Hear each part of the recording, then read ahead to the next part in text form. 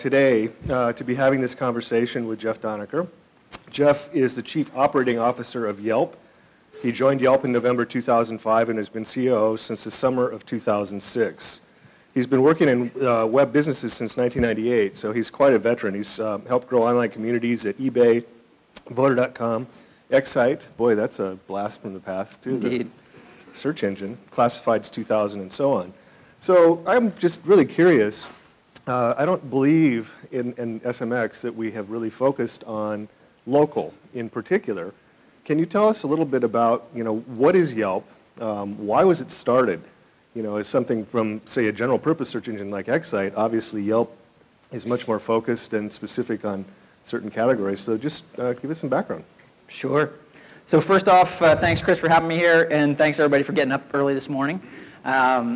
Good to be here. And so, the background on Yelp is a place you go to find a local business. I'll tell you a little bit more about how we started in just a moment. But, you think about the way in which Yelp has evolved. Yelp is where you go when you're trying to find a dentist or a place to eat while you're here in town, or, perhaps a plumber or roofer or any of those kinds of things. And, I think the way in which it's evolved is because of the rich community of locals in cities like New York and San Francisco and Austin and now London and Munich, Yelp has sort of evolved as a website as well as a popular mobile application, kind of the way that Wikipedia has in sort of the new encyclopedia space, or the way in which Craigslist has in of course, classifieds over a longer period of time. So to your question, why did we get started? Well, our founder, Jeremy Stoppelman, who's still CEO, sort of one of these classic founding stories, moved to San Francisco looking for a doctor. And this is in 2004. Web's now been around 10 years. Jeremy was a veteran of PayPal, as was his co-founder, Russ Simmons. And he starts geeking around on the web, thinking, gee, at this point in time, the internet ought to be able to solve this problem for me, help me find kind of a local practitioner. And lo and behold, he doesn't really find anything. All he finds is sort of insurance websites. And of course, that doesn't really help very much because it tells you, what year did somebody graduate from medical school, but it doesn't really tell you, like, is this an appropriate doctor for me? What are their specialties? What do their other patients say? And so, he and Russ got this idea, like, well, gee, this idea of consumer reviews that, of course, has been around for decades, why hasn't it really sort of worked for local businesses on the web? And, what would it take to get started? And one thing led to another, and here you are. Okay, great. You sent me some stats that obviously you can't see, but basically the lines are kind of hockey stick shape. Tell us a little bit about your traffic and the types of visitors that you get. Sure. Again, people come to Yelp when they're looking for a local business, and so, that's all different categories. I believe the latest numbers are about 38 million people came to the site last month looking for a local business. And of course, that's unique visitors. That's just desktop. It doesn't account for the millions who also use Yelp on mobile devices, but just gives you a sense of scale. I believe in terms of reviews, there are now 13 million reviews. That's just sort of one piece of content that's on Yelp. Now, of course, hundreds of thousands of local businesses are also adding their own coupons and photos and descriptions of their businesses and those kinds of things, which, of course, for those who represent local businesses in any form, whether that's an individual mover or sort of a chain of grocery stores, that would be kind of one takeaway I'd want you to have today is there is this free set of tools that you can use on Yelp, and so everybody ought to be taking advantage of those.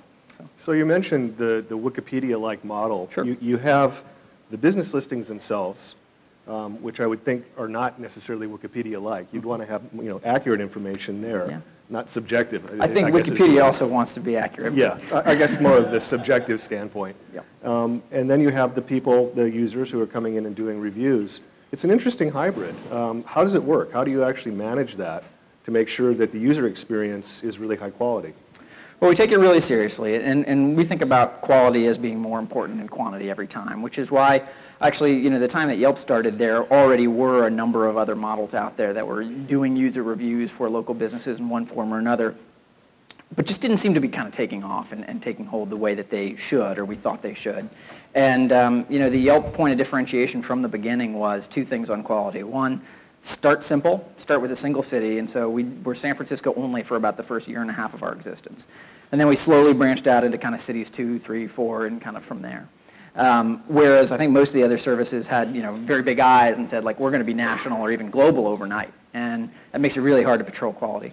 The other thing we did from the beginning is we introduced this review filter. Now, I think some of the people in the room may already be familiar with this concept of the review filter, but what that does is it basically is become fairly sophisticated AI that is looking for suspicious patterns in reviewing activity. So as you might imagine, in many cases of small businesses, it's of course in our interest as a local business to go out and perhaps write your own reviews, ask your mother to write a review of you, those kinds of things. Or, again, ask your mother to write a review of your competitor that might not be so favorable. And so the software in the review filter is basically looking for suspicious patterns and suppresses those reviews. You can actually go look for any given business at the filtered reviews and go read those reviews if you really want to, because some of those, of course, are going to be legitimate reviews that also got caught in the filter. But those are a couple things that we did to focus on quality. It's interesting you mentioned the review filter. There's been some people who haven't been very happy with that, to the point of lawsuits and so on. What's your response to that? And obviously you're again with the user's best interests at heart. Yeah. How do you tackle that? How do you say no, that's not right, and so on? Well, a big part of it's education, and I think in the early days we were blessed with, as you described, kind of the hockey sticks of lots more people using the service in a short period of time than we had even hoped for. And when you're a team of 10 or 20 or 30 people, it's really hard to kind of get ahead of that and sort of sell, this is what we're doing, and help people understand why we were having a review filter in the first place and what we were up to. I think we're slowly catching up with that, although, again, not as fast as I'd like, and that's our fault for kind of not getting out there and helping spread the word about, why have a review filter in the first place. In a lot of ways, that's it. Certainly, there's always going to be somebody who's unhappy about an edge case situation, but what we find 9 times out of 10 is that if we actually get out there and help people understand that there is a review filter, then when they sort of see the impact of that review filter on a given business, then they understand it, right? Whereas if the first thing you see is, whoa, I had a review yesterday and it disappeared today, now explain that to me, you're starting in a defensive position, and nobody loves that. So. How are the reviews actually, I assume you have some sort of relevance ranking in terms of how they're actually displayed on business listings, and I'm curious, is there some kind of ratio between positive and negative reviews, or what? Can you tell us a little bit, about the secret sauce, if you will? Yeah, and you mean the reviews on a given business page. Yes, in this particular case. Yeah, that's going to be mostly frequency. There are a couple of other factors, or rather recency, pardon me. So that's mostly going to be based on, what was the most recent review written, and that's going to be at the top. There are a couple of other factors that are in there that might cause one to sort of drop from the page faster than another, but the main thing is recency. Okay, and so, I guess what I'm curious, search engines obviously, spam with SEO, gaming the system is kind of a thing. Yeah. You have systems in place to kind of prevent that, it sounds like. That's certainly the goal, and we've got our best engineers working on that review filter every day, and so it does constantly change to make sure that we are, hopefully showing all the trusted reviews and, having less of the suspicious ones show up. So. Okay. You mentioned the tools that are available to business owners. That's right. To help them actually, take control of their listings and add content and so on. Yeah. Can you talk a little bit about those? How can people work with you? Yeah, you bet. So again, anybody who's got a physical address or in a local business in one form or another ought to be using Yelp. Our goal over time is to not only be the place where consumers find local businesses, but of course, also be a one-stop shop for local businesses to market themselves on the web, at least today on Yelp. And so there are a suite of tools that are available for free. That's just literally unlocking your free business owner's account. You can, for that, add photos, add coupons, message reviewers, correct your business information, which to your point, that's really important, of course, to make sure things like your hours and whether or not you accept credit cards is correct, all that kind of information. And then from there, you can kind of get into other services if you want to. If you want to, for instance, promote an offer through CPC ads, you can certainly do that. You can get a slideshow or a video on your page, those kinds of things. Our audience is more, or many cases is more of a general, audience. Sure. Are there opportunities for advertising for non-local businesses or other?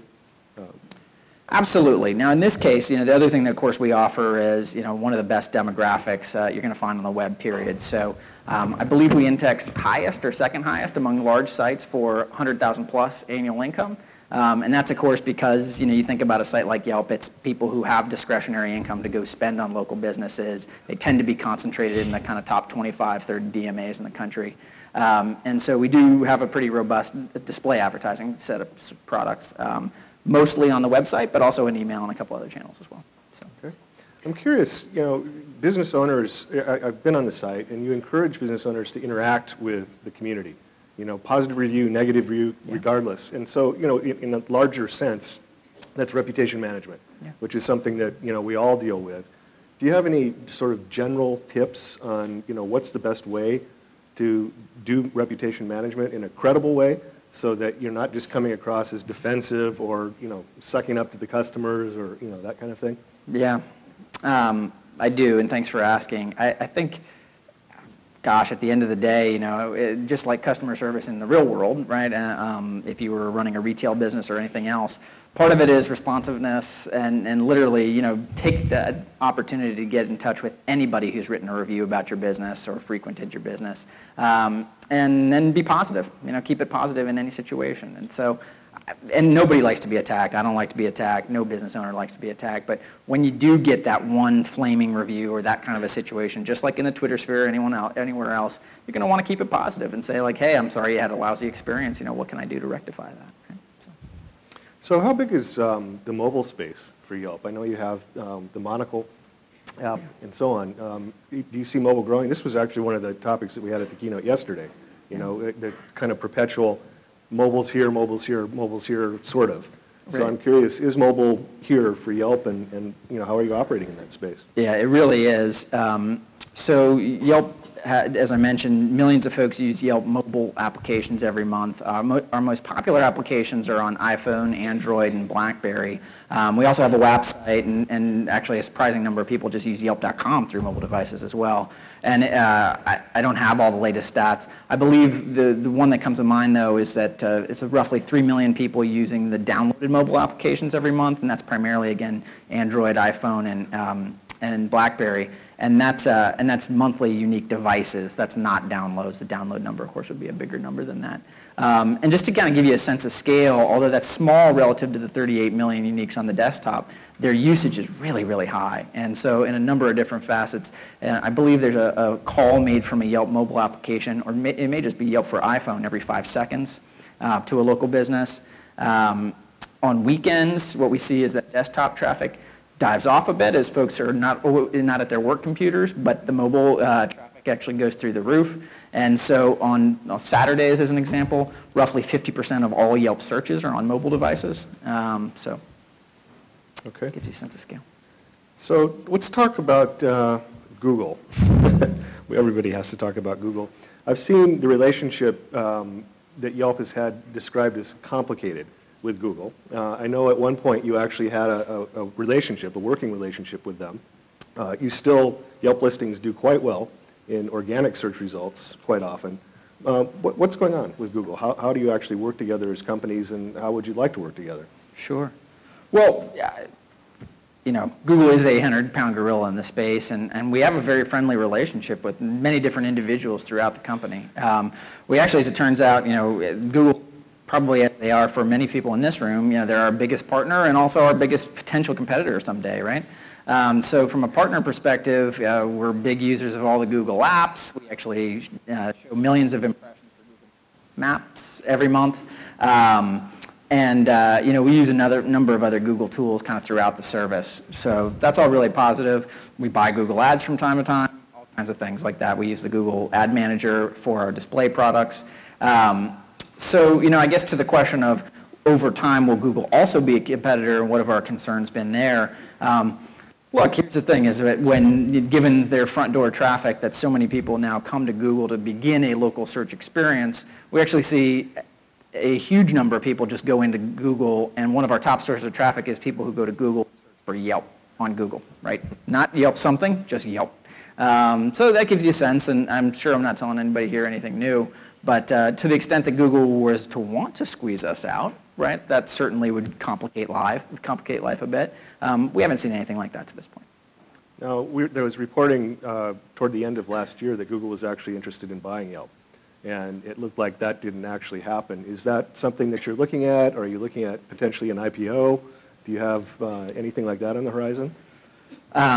Well, certainly those rumors were out there. Nothing to comment on in terms of a specific deal, but at this point, we don't see any reason not to continue to be an independent company for many years to come. We think this space that we're in terms of being the place that people find local businesses is an awfully big space, and it's a nice niche that we've carved out. So, to the question on the kind of the financing side, will we go public at some point? Certainly that's the intention. No big hurry. I think we had a fairly well covered fundraising event at the beginning of this year that sort of gave us the ability to stay the course privately for another few years at least. And then, likely we'd end up in the public market at some point. But, whether that's a year out or 2 or 3 years out, I couldn't really say. Okay. Well, what would you call your most important area for growth then, if you're going to stay as you are and continue hopefully that hockey stick kind of momentum? There are really three. One is platforms. We talked a bit about mobile, and that continues to be crucial for us, right? Is to continue to sort of move over into, folks are moving out of the PC environment into a mobile environment very, very quickly, and in the world of local, that's of course going to be critical. Second is cities. So of course we want to continue to sort of deepen the Yelp service in the cities we're already in, but also offer Yelp in more and more cities, both in the U.S. and internationally. We're now in 6 markets. We haven't talked much about that today, but 6 markets, and by that I mean countries. Most recently opened up Yelp France and Yelp Germany just this summer, and those are going really well so far. So I think you'll see more new markets from us as well. And then last but not least, more ad products, right? I mean, at the end of the day, we live to serve both the consumers and the local businesses. And, I think our suite of products for local business owners is good. I want it to be world class. And so we'll continue to offer more and more products and marketing opportunities for local businesses. Do you approach international markets in the same way that you do U.S., or are there different challenges that you have? For example, different competitors maybe operating in Europe? It's interesting. Now that we've got, I think it's 35 markets in the U.S. with a Yelp Community Manager, and we've gone through it, what we tend to find is that from market to market, whether that's a regional difference from San Francisco to Houston or from Atlanta to Vancouver in Canada, you're going to find that 80% of the sort of equation of bringing people together to review local businesses and participate in the community is the same. So again, 80% the same, 20% is going to differ from market to market. And that's been generally true overseas as well. And I think as we've kind of gone into Paris as an example, and Munich and Berlin, what we've seen is about the same thing. Certainly, of course, there's always going to be cultural differences as you move across borders. But fundamentally, I think people's desire to talk about their local businesses and then local businesses' desire to market themselves to new customers is kind of the same from market to market, at least. That's what we've seen so far. What about, I'm curious your take on some of the trends that we've seen in local, particularly things like check-ins, group buying, the Groupon type model. Are these fads, or do you think these are things that are actually here to stay and we're going to see more of? Well, those are two very different trends. And I guess what I'd say is probably in some form they're both here to stay. I guess I'll take them in order though. What I see is on the check-in side of things, that concept of the short form participation to say, I'm here, I've checked out this business, that kind of a thing, makes a ton of sense. And as you've seen, we do have a check-in piece of our applications on Android and iPhone devices. And it's gone really well for us. And one of the things we've seen is, Yelp community members who are out and about and maybe, wouldn't have written a full-length review on a particular place because it just sort of wasn't interesting enough to sort of tell a story about. It's worth checking in and writing a short snippet to say like, hey, I was here and this is what my experience was like, 140 characters kind of a thing. So I do think that is a trend, if you will be here to stay. Whether, it sort of lives on as a check-in per se versus simply short-form contribution, I couldn't tell you. But that is a concept I think is around to stay. The concept of a Yelp deal or deal of the day or these forms, again, totally makes sense. I guess as I see that, what Groupon and others have done with that model is really just to sort of bring e-commerce into what already existed as a couponing environment that Valpak and others have been up to for decades now. As it turned out, we do have hundreds of thousands of local merchants who have coupons existing on Yelp already today. And so it becomes a very natural bridge for us to just basically bring e-commerce as an opportunity to those local merchants who want to and for whom it makes sense. So our sort of tests and initial forays into the kind of the deal of a day or the deal offering kind of a product have been really good. We've been calling that Yelp deals. Of course, when we email that to people, we have to be really selective about which merchants we choose and how do we present that, right? But you can imagine over time there's lots more opportunities to offer up e-commerce-based couponing for all merchants out there. We just may not email them as a deal of a day to all of our users every day. Do you consider companies like Groupon and Foursquare and so on competitors, or are they naturally sort of symbiotic to what you're doing?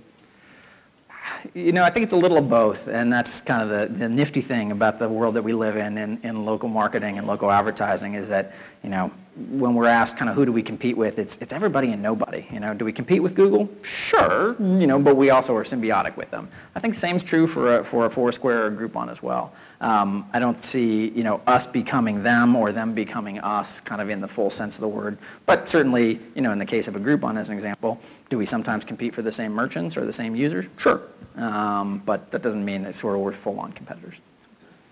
I've seen that you actually are working with Facebook integration, to help personalize and customize. How does that work? What sorts of things are you doing? Sure. Well, there are a couple of different aspects in which we work with Facebook through the Facebook Connect program. And, the one that I think is kind of best known is that if you come to Yelp, and whether or not you're logged into Yelp, if you're logged into your Facebook account at that same time, we can basically show you if your friends have written reviews for a given business that you might be looking at on Yelp and sort of pop those reviews to the top of a page that you're looking at. That's helpful. It's something that people have asked for a long time is, help me easily sort of connect and personalize my Yelp experience without having to log in. So that's kind of an easy way to do it. Facebook obviously has come under fire for privacy, for some of the things that they're doing. Any concerns about that, sort of having a spillover effect in what you're doing? And I guess, well, go ahead. I was going to say a broader issue, just privacy in general on Yelp. How do you deal with it? Sure. Well, let me talk about the latter first. I guess I'll address the Facebook point first, which is, to this point, we haven't really seen a problem. We did sort of have there was a privacy concern when that Facebook Connect feature first went live because we were a beta partner. We really haven't seen any subsequent concerns about it. Now I'm going to move over to privacy on Yelp, which is that, of course, we always take privacy really seriously when folks are sharing personal information.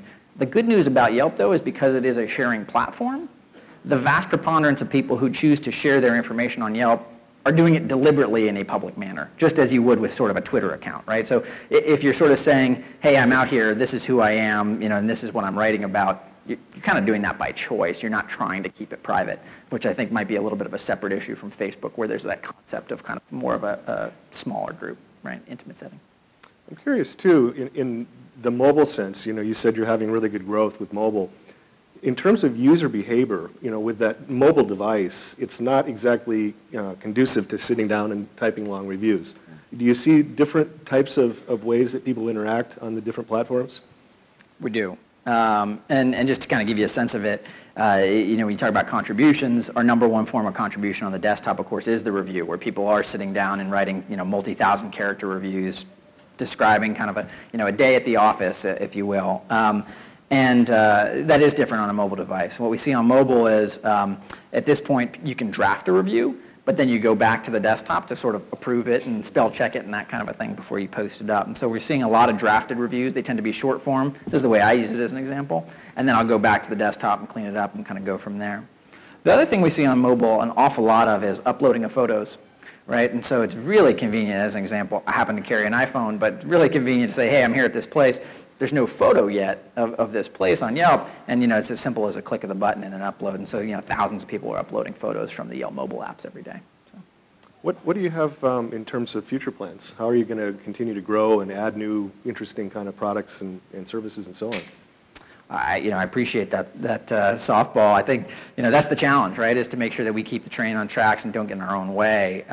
We do have, more opportunity in front of us than I think we can easily swallow in a short period of time, and a lot of demand out there, both from our consumers and local business clients to, keep adding features. And so that's kind of on us to make sure that we keep innovating. We're, of course, trying to hire great engineers as fast as we can so that we can, keep it going, keep offering new cities and new countries, but then also, making those Yelp ad products as good as we can, as fast as we can for our local business customers. We touched on this briefly, but I'd be curious to hear more. Are there other opportunities for non-local businesses, maybe large brands or maybe national chains, other types of companies? Absolutely. And those fall into a couple of different categories, right?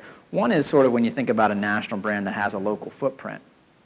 That, of course, makes a ton of sense. That's the kind of place where you want to make sure people still do go to those national brand places, right?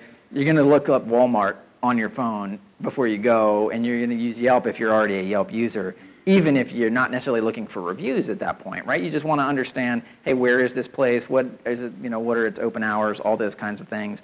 Check out the local pictures, see if there's any specials available. Although Walmart, bad example in that case. But so if you were to be running a marketing campaign for a national business that has a local footprint, yes, you'd absolutely want to make sure that you were on Yelp and that all that information was correct, that there were photos there for every one of those locations, that there were special offers, right, which you can, of course, vary from time to time, those kinds of things, that the URLs are there, which you can make trackable, et cetera. So that would be for a business that had a local footprint. Only makes sense to do that. For one that didn't have a local footprint, of course, we also have lots of large clients who fit into the Anheuser-Busch and Coca-Cola category who just want to get to people with our demographics who are, using Yelp to find what they're going to do this weekend and what's interesting going on in their world. And that's where, we do have a pretty interesting set of display opportunities for getting in front of those consumers when they're using Yelp.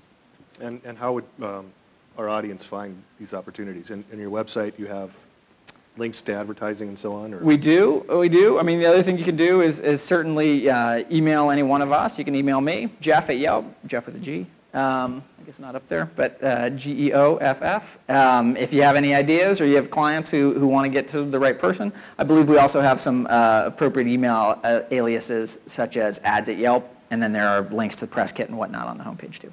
So. Okay. I'm curious, what are some of the more interesting or unusual ways that you've seen users interact with Yelp? Obviously, most people come on and say, well, I'm looking for a restaurant, or I'm looking for something interesting to do here in New York. Yeah. But I'm sure you've seen instances where people are doing things that just, wow, what's going on with that? Wow, there are so many here. Gosh. I'm going to pivot that question a little bit because it's something that was occurring to me as you asked the question earlier about, hey, local businesses getting used to this idea of kind of being reviewed online. And I had the opportunity, maybe it was a year ago, to meet a guy that ran a pawn shop in San Francisco.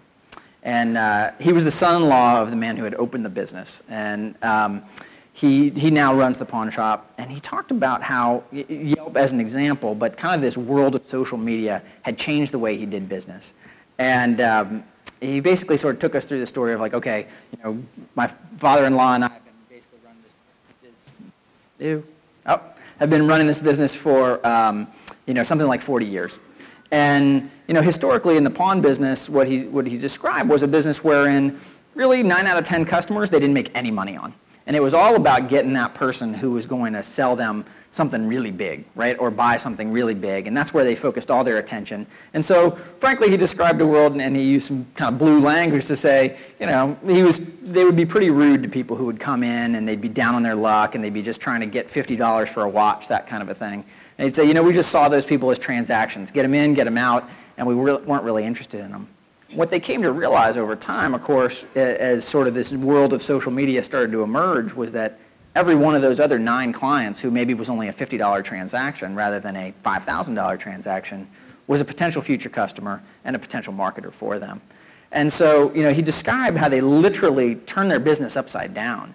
They had it such that there was a back room that they would take kind of the high-value clients into, and everybody else basically got kind of a rude counter service, almost intentionally rude, because they would try to break them down and give them as, good a deal as they could get, right? Good deal in the case of the pawnbroker means, you might have a $1,000 watch, but if they can only give you $50 for it, like the pawnbroker wins in that situation, right? So they were basically trying to get a deal out of everyone.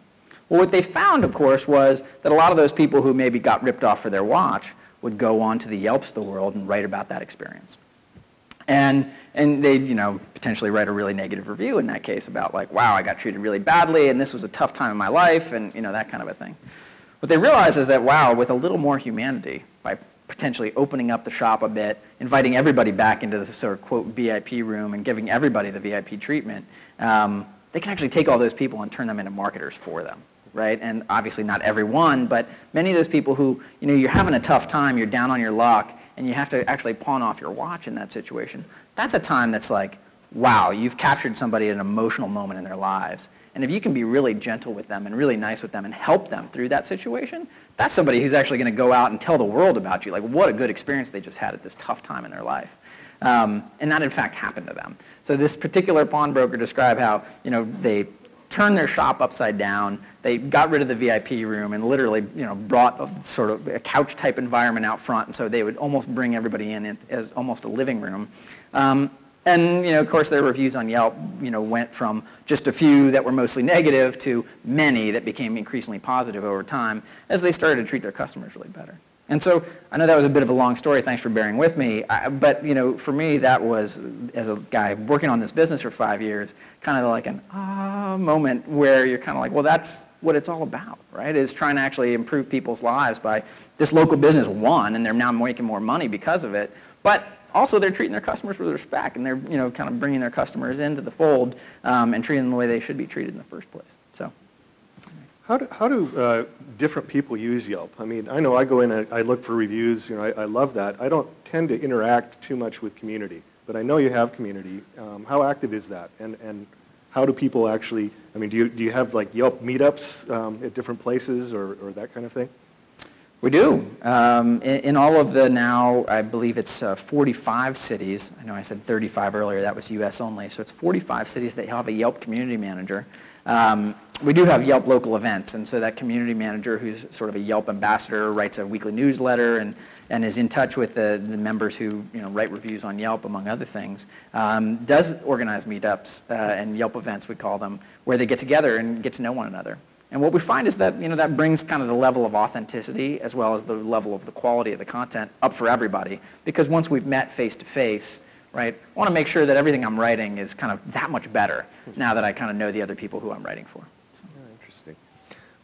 Steve Jobs earlier this year made a really interesting comment. He said people don't search on mobile, which I thought was kind of a provocative comment. And I think what he was actually referring to is people don't go to Google Mobile or to whatever mobile. They have an app. They download an app.